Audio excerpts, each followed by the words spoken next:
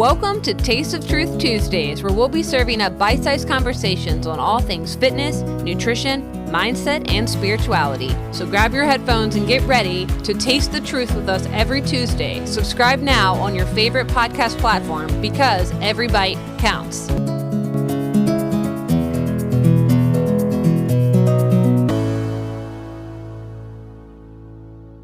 Hey, welcome back to Taste of Truth Tuesday, everybody. We've got a longer episode this week because it's a powerful interview with Dr. Mark Karris, who's an experienced therapist with a rich and diverse background. He combines his extensive professional training with personal experiences of life's up and downs, making him uniquely equipped to guide his clients through their own journeys of healing and restoration. He has authored several books that focus on topics related to spirituality, therapy, and personal growth. And some of these notable works include Divine Echoes, Reconciling Prayer with the Uncontrolling Love of God, and this work explores the nature of prayer and God's love, offering a fresh perspective on the power and purpose of prayer. Season of Heartache, Healing the Heart, Brain, and Soul. In this book, Dr. Karris provides insights and strategies for healing from emotional and relational pain, drawing from his extensive experiences as a therapist. And the book that we're discussing today is The Diabolical Trinity, Healing Religious Trauma from a Wrathful God, Tormenting Hell, and a Sinful Self. This is the first of many conversations that I want to be having in regards to my deconstruction process. I open up, I'm pretty vulnerable, and I hope you make it to the very end because we talk about embracing holistic approaches, like including the mind, heart, and body when it comes to therapy. And Dr. Karris provides some very helpful practical tips, and you're not going to want to miss it. So make sure you stay to the end. And thanks again for your time and listening. And without any further ado, let us begin. Hello, everybody. I am here with Dr. Mark Gregory Karris. Thank you so much for taking time to be here with me. Would you please just introduce yourself and how to best contact or find you for the listeners? Wonderful. Great to be here, Megan. Looking forward to the conversation. People can find me on my website, markgregorykarris.com. I do have a YouTube channel, not as active lately, called Healing Religious Trauma with some educational videos on there. Facebook, and other than that, pretty low-key social media-wise.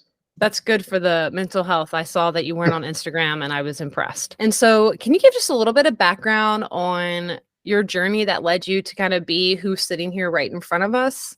Well, wow.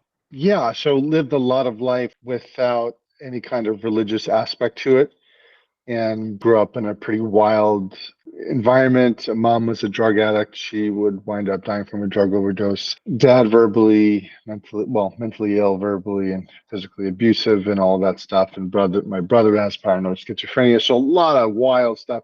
And doing a genogram, it turns out my great grandmother died in a mental hospital and her sister was mentally ill. So that's some of the milieu in which I grew up.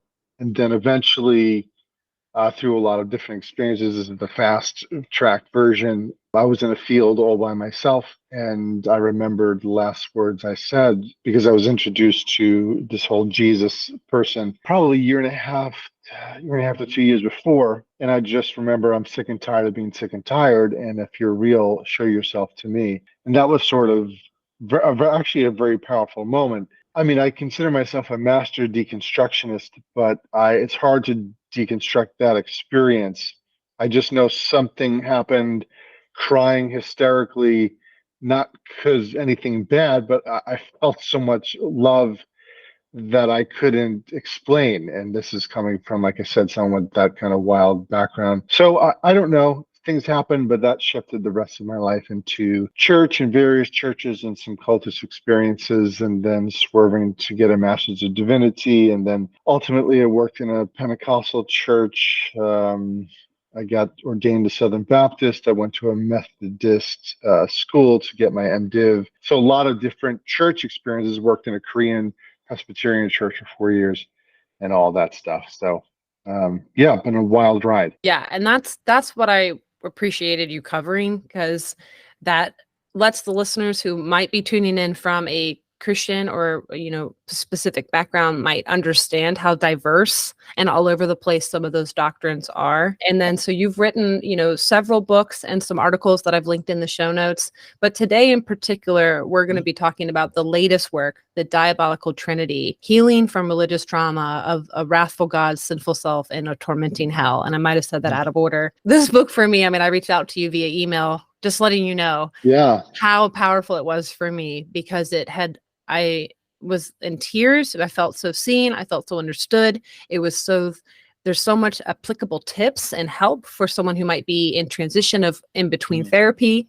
So you gave me tools and ways to work with what I was going through. And then there was also I feel like maybe since your education and professional journey has been so incredibly diverse, and you had all these varied experiences, that's what shaped your understanding and your ability to approach the writing of this book and other books. And so where would you say that your research began on religious trauma? Tell me, because let me tell you, since I'm brand new to this world since March, and it's been a fast-paced deconstruction for me, but it sounds like a lot of the folks in the Christian world want to say why folks are deconstructing, which is not really an accurate representation or fair. When did your qualitative research kind of begin, or when did you start understanding this concept of deconstruction? Was it because you started to deconstruct? Like, what does that look like? Right. Well, certainly, there's so many different influences as to why and how I got in this journey and how I got started writing on this topic. I think first and foremost, it was my own experience coming from very fundamentalist, some would say cultish experience. It was in the oneness Pentecostal tradition. So I couldn't have facial hair and men couldn't have long hair. That was a sin. Women couldn't even trim their hair. And I would be around women and like their hair would be down to their butt. But the thing is, if they cut it, it really was a salvific issue that they would be afraid of going to hell for eternity for this stuff. And so people don't think I'm making this up. Even for myself, I remember there was a story I think I read about somewhere where I was at this event and there was this famous preacher there. And I started telling him about my the weekend, and I said something about me drinking wine at a wedding because I went to a wedding, and he looked at me and he pointed his fingers right in my face, and he said, "You are in danger of hellfire." Like, I'm not making this up. And as a young Christian, I was terrified. I was petrified. I was like, he might as well have been God speaking. And yes, I mean, when we're talking about religious trauma, there's adverse religious experiences we can have that they suck, but they don't leave lasting adverse effects. But religious trauma, it messed my nervous system up. I got very scared, a lot of fear, a lot of anxiety. It was so all of that and a lot of different church experiences. And it's and then meeting people on the journey. And as far as the qualitative research, I do talk about in my book the sort of a synthesis and some of the things that came out of that. We could talk about the different reasons why people were leaving. Yeah, I would love to hear a couple of those. I've read and would love to touch on some of them, but I feel like to touch on that story you said, you spoke on, so I took so many notes in your book, but talk about a lot of us might already have some form of self-critic or worry about gauging our behavior in alliance with what's approved, good or bad. And so when you had that conversation about drinking alcohol and the threat of hellfire, it exacerbated that form of criticism, oh no, I don't want to get in trouble. So trying to be extremely perfect, right? And that could be called, what's that fancy word, religious scrupulosity or something like that? Right. That's when it gets on the more obsessive, highly anxious spectrum, right? Scrupulosity. And that could be a result of trauma too, right? When someone threatens hellfire or uses, that's why you wanted to talk about how to deconstruct hell or a wrathful God, because that's what you were threatened with, a wrathful God and of hell by doing fine, right? Totally. Yeah. I mean, I originally was just going to do a book on hell trauma. And then I realized, gosh, you can't have a hell without a wrathful God who created it. And you can't have a hell without sinful people to be put there. So the notions of original sin and a sinful self and wrathful God and the eternal conscious torment, they're this trifecta of doctrines that have caused so much harm for so many people, including myself.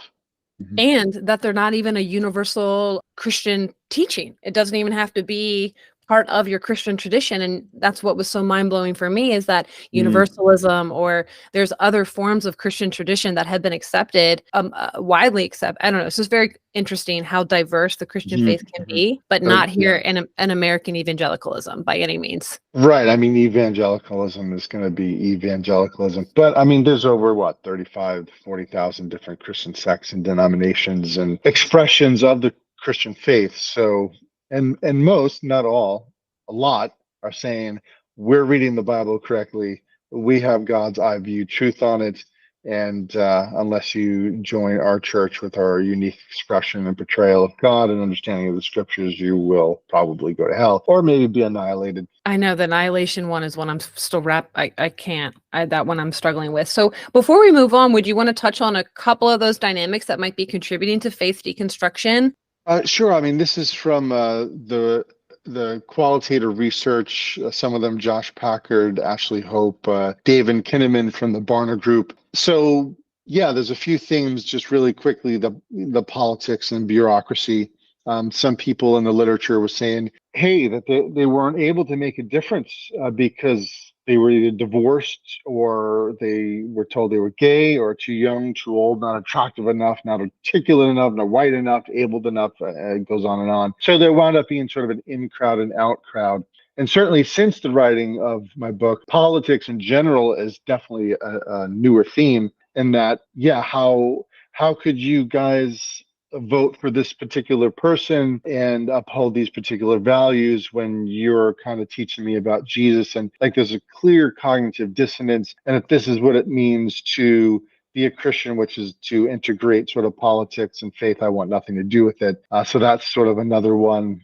Then this Clone War syndrome, where diversity was feared and stifled for the sake of homogeneity. So people saying, hey, we can't even ask questions without feeling like we're demonized or judged or rejected, or we're hanging out with Satan, sort of doubting God's word, when really they're not doubting God's word. They're doubting the interpretations that people have given them based on their supposed reading of God's words. So yeah, all kinds of reasons. And the rejection and ridicule is a big one.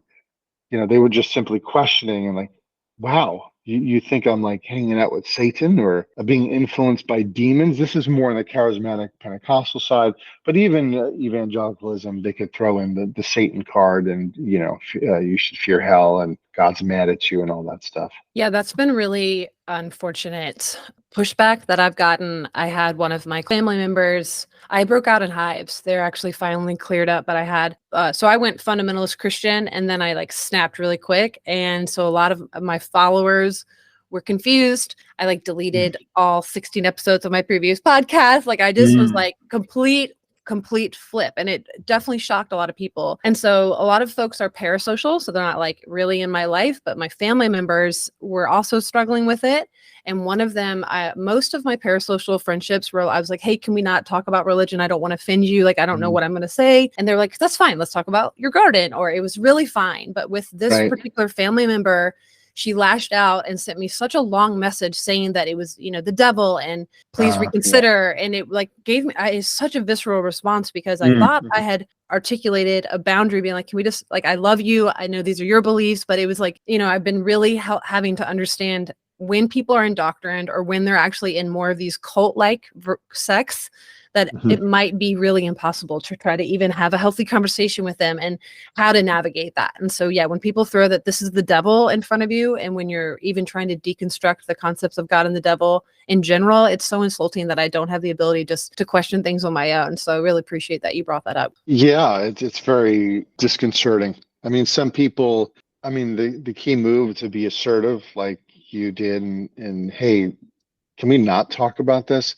But some people, their whole identity is infused with these beliefs. And, I try to look through things through a lens of compassion and say, okay, maybe they're really believing that if I stray away from this. But it's complex. It's not only about us, it's about them. And it's about how we make them feel sometimes. And so as they experience us in our quote freedom and exploration, it actually creates some anxiety for them. But it's more on an unconscious level where that's why people can go into what we call narcissistic rage. Like just even questioning some things, like why are you getting so angry? Like like if this whole thing's about love and like why are you in a rage state right now because I have a different view than you? That's when you know something's probably amiss and we're dealing more with psychological features rather than, in my opinion, some kind of authentic, loving spirituality in a way. And it is, I've been trying to give myself permission that I might not be capable to be compassionate to someone Right. while I'm processing spiritual and religious trauma. And so that's why I'm Right. like, and that's your job. And I'm like, great, I'm going to bring on experts that are much better at that while I am trying to figure that out. So I'm trying to give Yes. myself permission to be really messy sometimes because And that boundaries. happened. Right. And I just blocked Boundaries are them. good. I wasn't even mean. I just blocked them. I just said, okay, then if you're not going to respect my boundary, it's so weird. But is she still my family member? Of course. And do we still love each other? Of course. It's just so difficult to navigate setting boundaries, I think, for folks who have come out of high control and high demand. Yeah.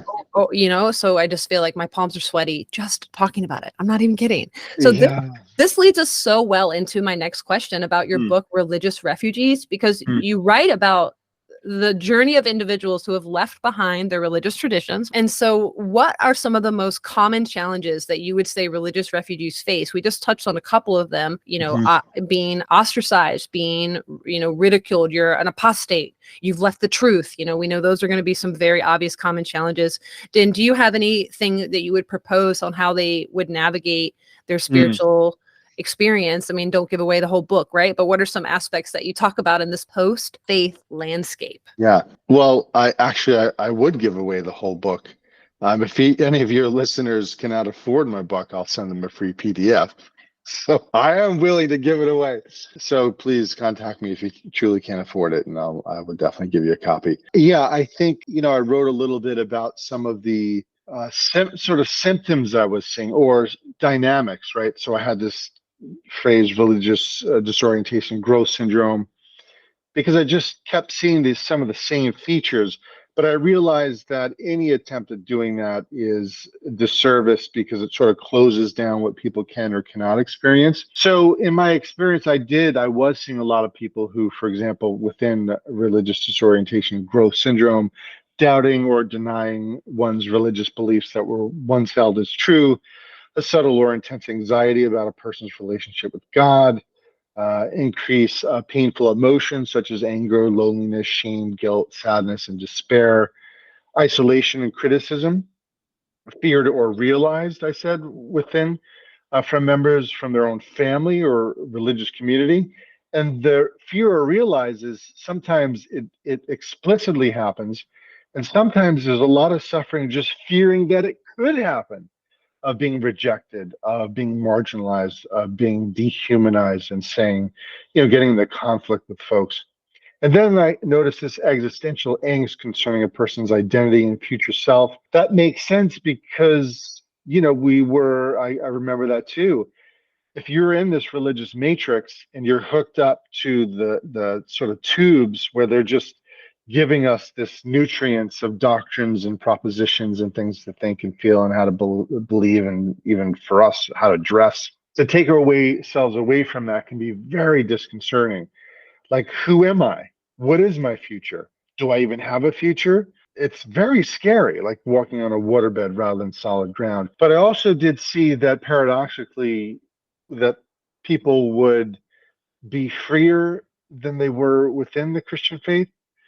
It is always a very sad but powerful thing to hear of, while they were in it, it's a mixed bag because obviously we can be in it for a reason. Oh, well, that community felt good, or wow, that was a good service. I had this moment. But there's other dynamics to it that are complex.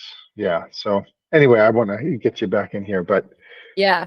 I mean, you touched on so many, and I thought they were really helpful. The one thing I didn't speak on is I stumbled, the very first church like experience I had was oneness Pentecostalism. Oh So wow. I Oh, know very much about what you're talking about. I forgot to tell you about that. And the only reason I got out of that was because my husband's military and we just moved from where I we see. were. And we were picking up on that, like they baptized me in the name of Jesus only. And then when I Yeah. got into a cult like environment down here, I was not baptized. Yeah, I had because I wasn't baptized in a triune name. They were like not Uh-huh. allowing me to do the Lord's Supper, and there was just like constant back and Yeah. forth where I was like, all this doctrine is so back and forth. It was the most confusing time to go from like, oneness Pentecostalism to a reformed high Calvinist church. Like, wow, Wow. right? Yeah, Whiplash.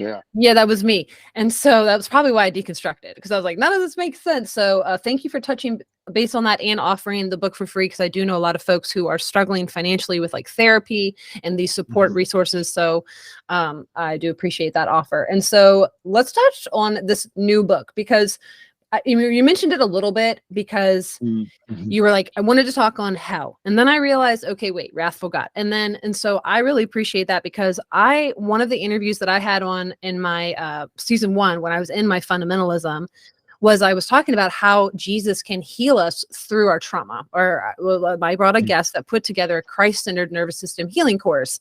And while there's Okay. a lot of goodness in that course, what shifted me from being able to put my stamp of approval on it was going through your book and realizing, you know what, like hell and sin and so much of those harmful doctrines are still a part of this course. And so I don't understand how. Mhm. Mhm. And that's why I wanted to bring, there's other atonement theories, there's other viewpoints to view Christ's death on the cross that isn't the penal substitutionary atonement theory. There's original Mhm. sin isn't the only way to view things. So that's where it's exciting. Like we can still have potential God and Jesus in these elements of religious trauma, but we have to make sure that we're really analyzing harmful ideologies and dangerous doctrines. That's kind of what led you to this book. Do you want to kind of like add on to some of that? Because your book helped me realize so much of something that I was feeling internally when I was going through that course, but then you articulated it so well. I just am just so grateful for your work. Yeah, a lot of things there, but what sticks out is, yeah, there's sort of this insidious nature of how these doctrines can affect us. This subtlety, sort of drinking water that's poison, but we don't know the effects until, years later. So it's tough. I mean, everyone has their balance point, and I'm not meaning to attack religion. There's just some expressions of religion, and I also realize that another person's theological trash is another person's theological treasure, and some of the same doctrines we can talk about, other people can be like, yes, praise the Lord. Yeah, absolute. God is just and holy. Of course there be, hell and eternal conscious torment, and like it makes sense. And I'm like, no, it doesn't make sense to me anymore. But listen, we're humans and different strokes for different folks. But for me and a lot of other people, there is something's amiss here. And speaking to that sort of element of the insidious nature of how this stuff affects us, in one of the books, I think Diabolical Trinity, I talk about factitious disorder imposed on another, or factitious disorder imposed on another, and where this element of it, it reminds me of this gets into the Sixth Sense, this movie, and there was this ghost Kira, and she gives Cole, the boy who sees dead people, a videotape, and on that videotape shows Kira's own mother poisoning her. That's where we get factitious disorder imposed on another. But then I thought, wow, so many religious trauma survivors feel like Kira. They thought they were sick and lovingly being taken care of by the church, which was the only one to really address their inner aches and fears and debilitating problems of life.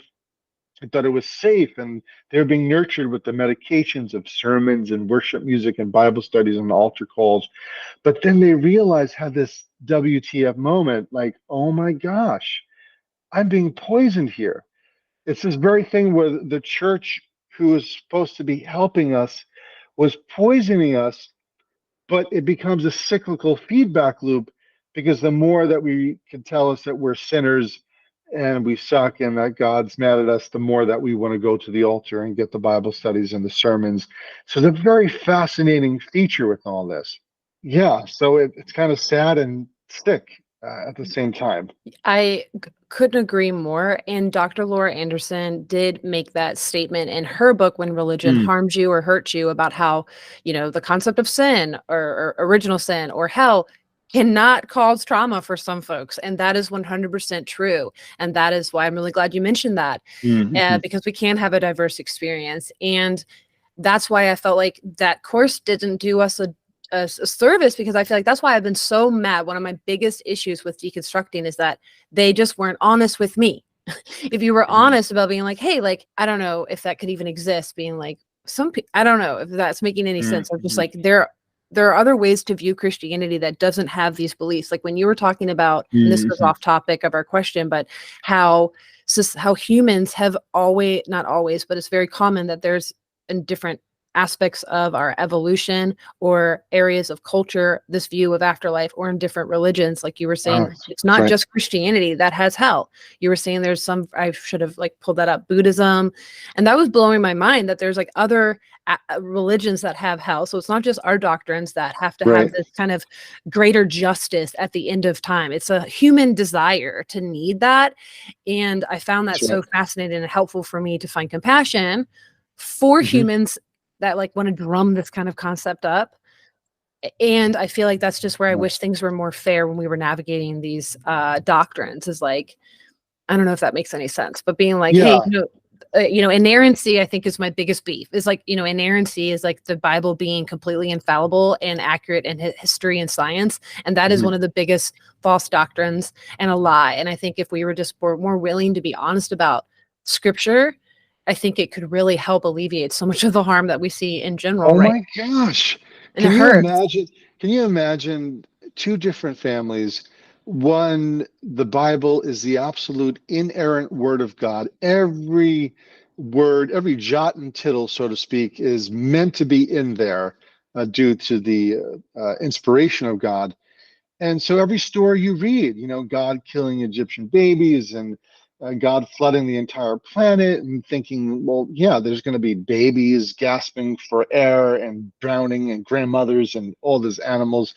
Like, huh? Like that was absolute objective truth. But then in another family, oh, these are myths. These are sacred myths that people can learn from. No, that wasn't like God speaking and smiting them and burning them alive because they touched this particular ark or no, but this is how they thought, given their minds at the time, given their understandings of, and then like you talk about, oh, look at that aspect of humanity. Interesting that they portrayed God in that, like it becomes like, wow, that's cool. Instead of like, oh my gosh, I need 3, 4 years of therapy because I was taught the Bible in a particular way. Yeah.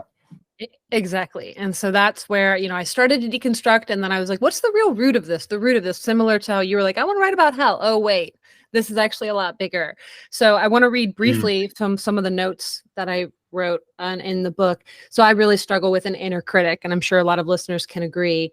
And mm, that you a lot, and that can come from like a neglectful home or an abusive home, and that in through society we're also taught that we're not enough. So I have a background in right. nutrition and fitness. So what is Mm, diet culture? What are all these beauty products? Also this right. shame, this guilt. It's like it's such a they figured it out. And so religion seems to be wanting to prey on the same very things that diet culture is trying to prey on me, to make sure that I'm Mm-hmm. not enough, I'm not good enough, and I need this in order Come to on now. be. Yeah. And so I wrote, I mean, I think this is probably from the book too. It's like experiences in the church can provide ample fuel with the moralistic and constricting propositions, practices, and policies. And so folks in the church, combined with my personal sensitive temperament, it was like a fire keg. So that inherent Mm, sinfulness, the punitive God, it put my threat system on edge. And I already had a very strong inner critic. I already, with BPD, I already struggle with right. a lot Right. of that. So Hmm. having borderline personality disorder has, I just wish people could understand how harmful these Mm, doctrines can actually be, because they told me my identity was fixed with Jesus. So it's like this crazy, you talk about the codependency, Hmm. towards the end of your book, in regards Hmm. to how that is. And I just really wanted to read that because I just can't stress enough how much this book helped me in processing so much of the pain. And you were just touching on like this perception of God that we say is loving and kind, yet we read these stories where there's so much of this divine wrath or this fear of judgment. And so that's kind of something you wanted to discuss in this book, like how to propose for individuals to even begin to shift their perception of God. Yeah.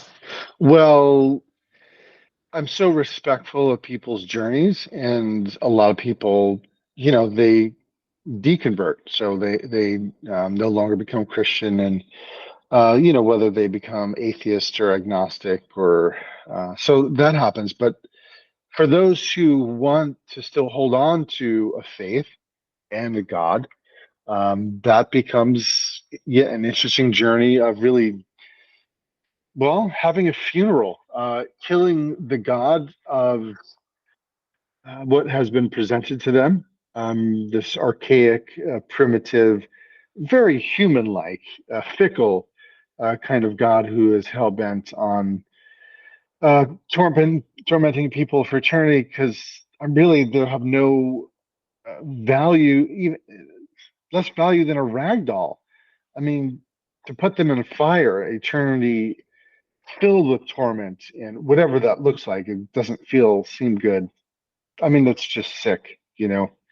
It's very toxic. But for those who want to hold on to a God who's love, I mean, there's books. Thomas Ord's got his new book, God After Deconstruction, which definitely posits a vastly different God than people are used to, coming from more of a open and relational process theology kind of lens. I remember listened to Richard Rohr books, or even Brennan Manning or Rachel Held Evans. So different books that definitely portray a different image of who God is. And sometimes I've worked with people in session and done some experiential work around the prodigal God.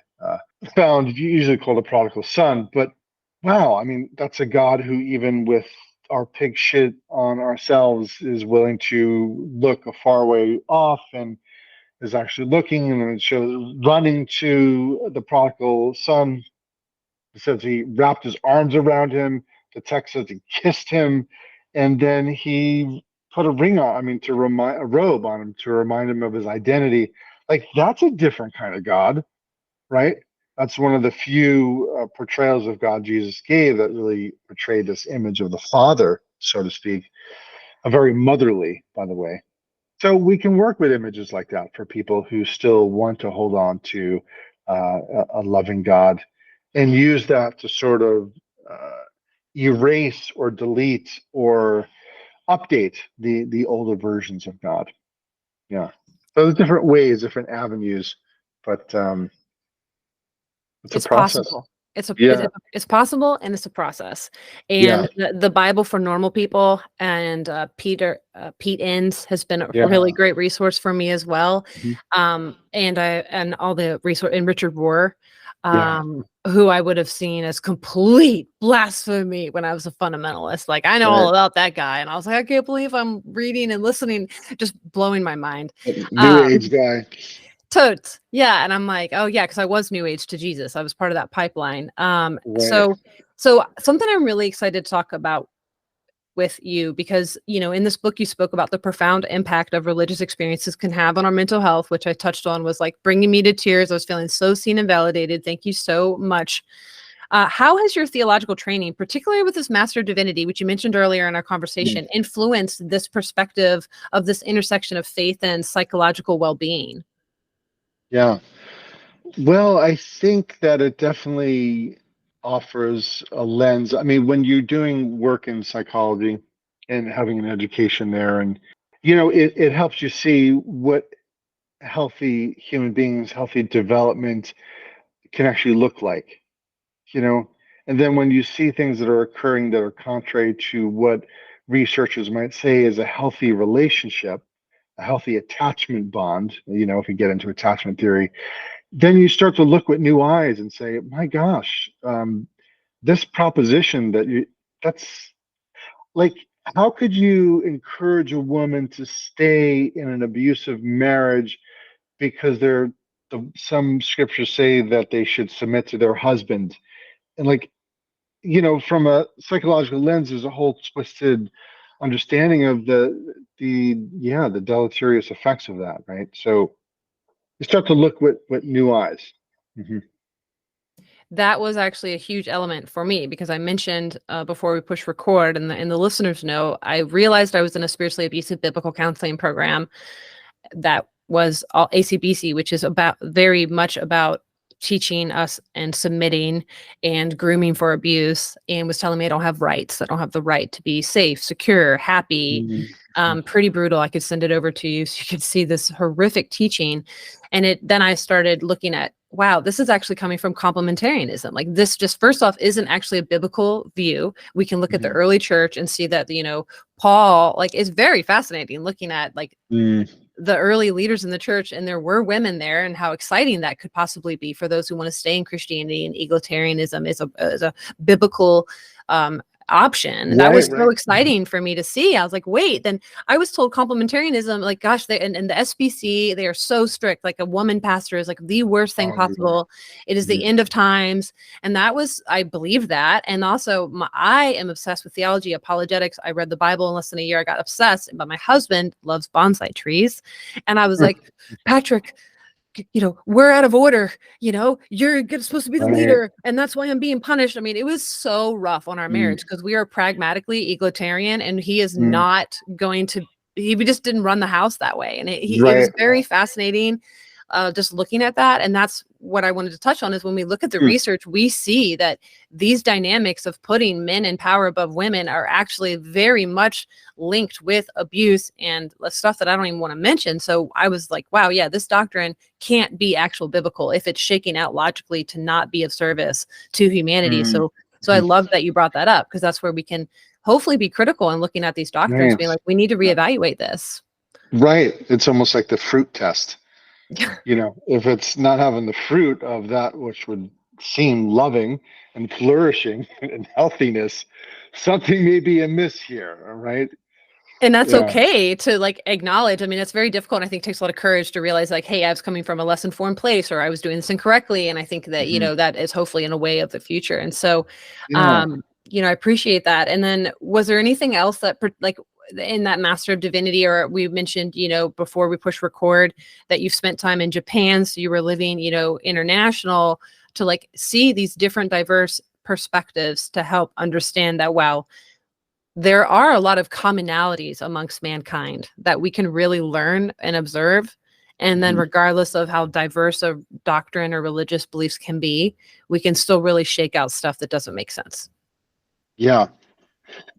I don't know. Yeah, we're just fascinating creatures.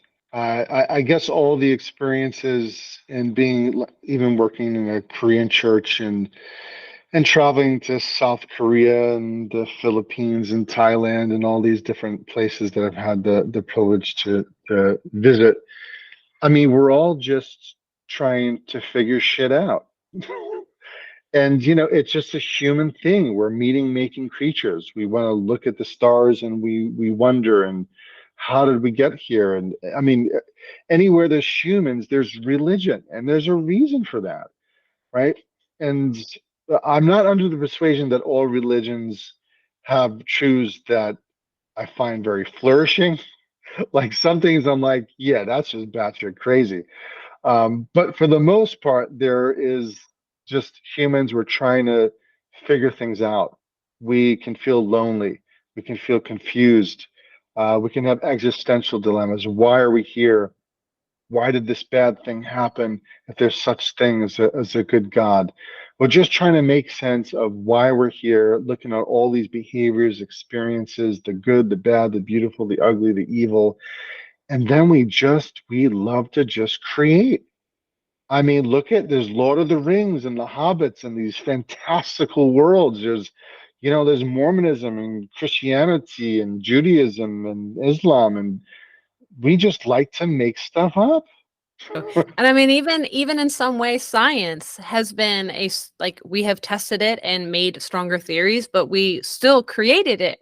and Yeah. created ways to like Theories. to yeah theories and then empirical evidence. Then we were able to test those hypotheses and then develop laws. But like, I mean, I And love science. Like, revised. yeah, I mean, but it's still not like set in stone. I mean, I pushed back on critical race theory earlier this Hmm. week, which I knew would upset people, but I was just throwing out, I think, non-inflammatory constructive criticisms. But I was like, it's a theory. This is how theories Right. grow. I was like, we have to Right. like bat ideas around. Like, that's the most scientific thing we can do is just have actual critical conversations, not submitting to Yeah. the ideologies at hand, whatever they may be. Well, I mean, it all points to diversity, but within diversity, there's power structures, right?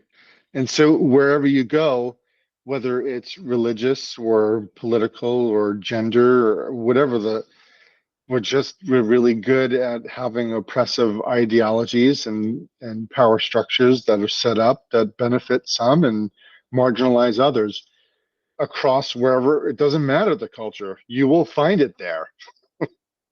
And thank you. Yeah. Those were all the words I was looking for. And I appreciate that so much. So we're coming up on the hour. And so the last couple questions. So you were touching on how important it is to embrace this holistic approach of the mind, the heart, and the Mm. body in therapy. And I really, really appreciated that. Can we close this interview out with a couple strategies? Because there's, guys, so many strategies and techniques in this book, but just a couple that you recommend for individuals who are dealing with religious trauma. Sure. I do share in the book that I often have these two sayings I lean on: facts won't heal the tracks, and information doesn't bring transformation. I mean, what we're talking about, especially if we're talking about religious trauma, again, it's not like, well, I had a crappy experience and I can just move on. Religious trauma does have these adverse, lasting effects on our neurobiology, right? We're just dealing with stuff that our system could not sort of metabolize in a particular way, and now it has lasting effects years later, right? So, within that understanding, the trauma of, let's say, hell indoctrination or trauma in general, that nestles deep within the subcortical nervous system. It leaves a mark on the mind and body, making knowledge alone sufficient for healing. So you can't talk someone out of chronic shame and relentless inner criticism or feelings of unworthiness, helplessness, insomnia, flashbacks, nightmares. Yeah, the list goes on. I mean, the amount of people that I've worked with who have nightmares about hell, it's so sad. But this is the level in which it affects some people. Again, some people, I have a twin brother. We went through the same situation. He's like, "Hey, Mark, I don't have religious trauma." I'm like, "Okay, I did." And we're twins, right? So it's so interesting how we can walk out of these things in different ways. But in the book, I do spend over 120 pages talking about different ways to bring healing. And when I say healing, I mean the journey. I'm not a snake oil salesperson who thinks, let me give you 5 tips and principles and you're going to be on your way living a carefree, totally healed life. But I talk about doing imaginary work, which may sound weird, but we're actually talking a lot about thoughts and our imagination and portrayals of God. But just like I mentioned, using the image of God found in the prodigal son, or prodigal God, as I like to call it, I've used those images to bring healing and transformation to old, sort of archaic images of God, where God was primarily punitive. But the idea is we want to do work that's experiential. I want them to feel into it. I want them to feel, for example, some people bring in the imagination of a loving aunt or a loving figure, like I think I talk about Mufasa or other, or Thor, bringing in these figures within our imagination that can go back with us during those painful moments and memories to actually bring some updating, because we now know that memories can be updated and they can be revised. As there's a whole process for that. But then self-compassion, like I think it's such a subversive middle finger to religion and an archaic, punitive, tribalistic God to say, no, it's okay to love me. Yeah, I know all you people that tell me, you're you're wretched, you're a sinner, there's nothing good that dwells within you, your heart's deceitfully wicked above all else, all these different things. But you know what? The power and research of self-compassion, one practice, hand on heart practice, where you just put your hand on your heart you're going through a rough time, and you just take a moment as some of that oxytocin potentially is released, as you feel the warmth and the kindness of that hand, and say, may I know that I will get through this. Religious trauma sucks, and I'm not the only one who experiences, but I will get through this and I will be okay. Like just taking a moment. And so learning about self-compassion and self-compassion principles and working with the inner critic and untangling the parent trauma, because they are different. Sometimes it's conflated, especially when you have religious parents, but I want people to work through that. And what is anger and rage towards your mom or your dad, as opposed to just God or just the church?